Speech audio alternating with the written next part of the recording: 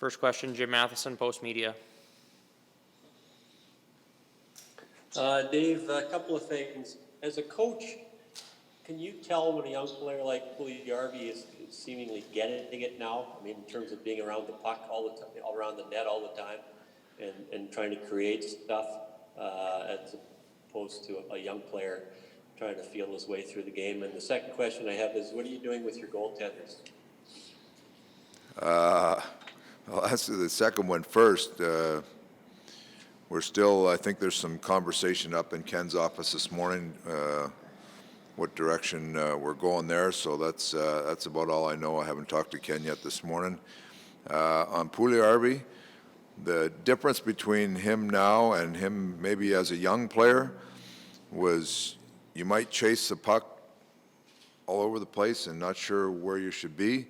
Now he's trying to play in structure. He's trying to do what, you know, he's trying to do things the way we want to do them as in structure, but he's got that relentless kind of capability to his game where he wants the puck a lot. He's using his strength, using his reach. So he's been a pretty effective player so far, you know, and you got to remember it's just his second game in North America in a couple of years here. So I think there's still lots of upside on him, but he's really buying into what we're trying to do, and I like the direction it's going. Thank you. Any other hands, media? Reed Wilkins, 630 Chad. Thanks, Sean. Thanks, Dave. Dave, sorry, I just had my bit of an audio issue there off the start, so I apologize if Jim just asked this, but is there an update on Mike Smith's availability? Nothing yet. No, Ken and his staff were talking there this morning, so I don't want to comment on anything until I chat with Ken, but as of right now, Smith is still unfit to play. Okay. And my other question would be, Haas was out there today, and Neil, I know there's usually somebody who might have an ailment or an injury that keeps them out, but how do you look at sort of managing this year with maybe some of the depth options and plus the taxi squad? It's a lot of guys at practice who want to play and sort of making everybody feel like they're involved here. Well, it's certainly a unique situation with the taxi squad, and the fact that we've got Haas and Neil on IR right now. Both them. It was Haas's first day back with the group here. He skated on his own for a couple days. First day back. Neil was probably off the ice close to a month, so he's just trying to get up to speed here. He's moving the right direction. So, but it is going to be a challenge. There's you've got a taxi squad of guys that want to play. You've got injured guys coming back that want to play. There's only a certain amount of players that can play. So it'll be a challenge on trying to making sure that their fitness levels and their practice habits are at the playing level, and managing how you get your team to have a good practice, because you really can't practice with 29 or 30 guys. Have a decent practice with your team. So the schedule dictates some of it, but we've got a good plan in place to make sure everybody gets the work they need, and we have everybody available. We can tinker with their lineup accordingly.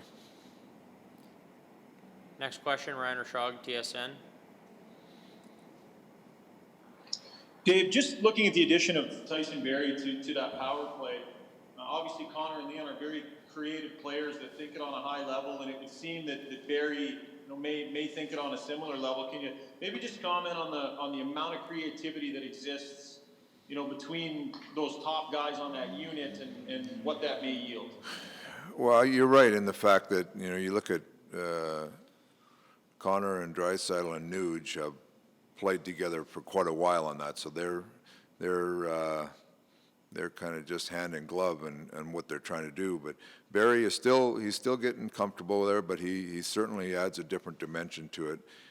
One, the right hand shot. Two, I think he's more inclined to shoot pucks, and so he's manning the top, and I think he's still in the stage of getting comfortable, but he's done a pretty good job up there. So there's still more upside. I think he'll continue to get more and more comfortable as we go.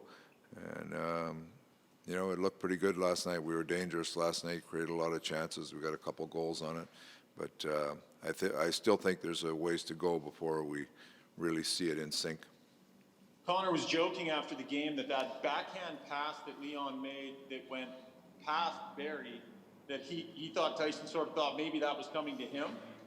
There was a suggestion made that maybe that was a bit of misdirection or a set sort of fake type play. What's your sense on that? I think it was just such a good pass by Draisaitl that he knew he had to get it by everybody, including our guy, to get it to Connor. Thanks, Dave. Next question, Adam Cook, CTV. Thanks, Sean. Thanks, Dave. Coach, just after the long layoff, the short training camp, you've got the first 2 games, small sample size, but overall, how has the play been in your eyes? Not only just your team, but the rest of the NHL. Are there any surprises? You knew there was going to be some rust, but in general, how would you describe the play over the first 2 games? I think there is probably some rust that leads to some mistakes.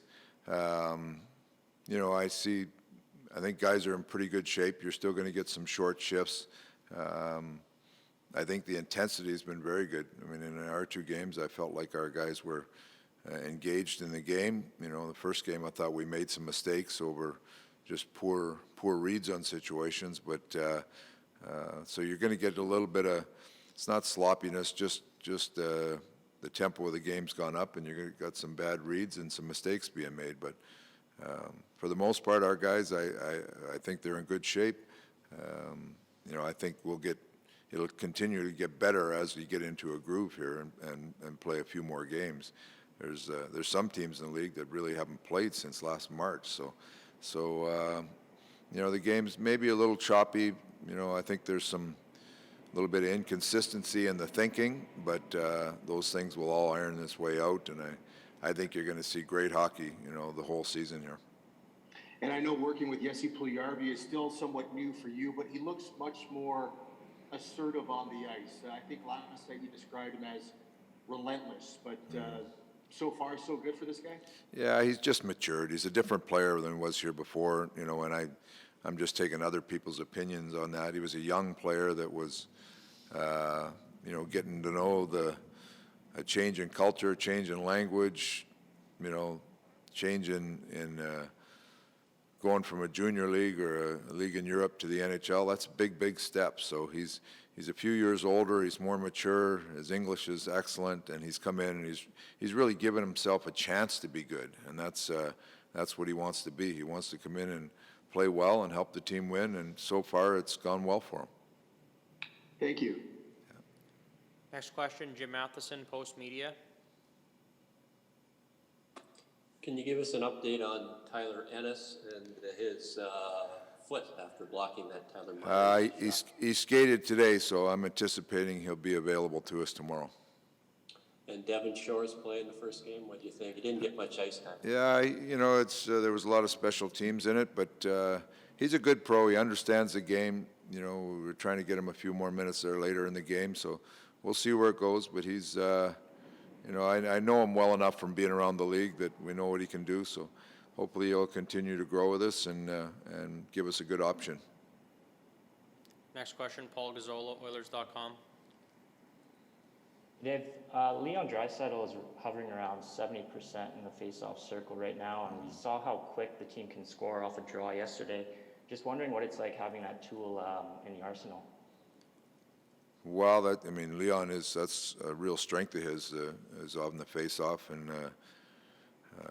that face-off last night with the 2 seconds to go, that was all I said to Leon, where are you going to win it, and what do you need, a right or a left guy? And he said, I need a right. I'm going right to Yamo, right behind, and Connor went right to the net. So he's confident with it. He's a big, strong guy. Obviously his face-offs are a big part of his game and the puck possession. So when he can win draws, when they start with the puck, they can be pretty dangerous, whether it's 5-on-5 or on the power play.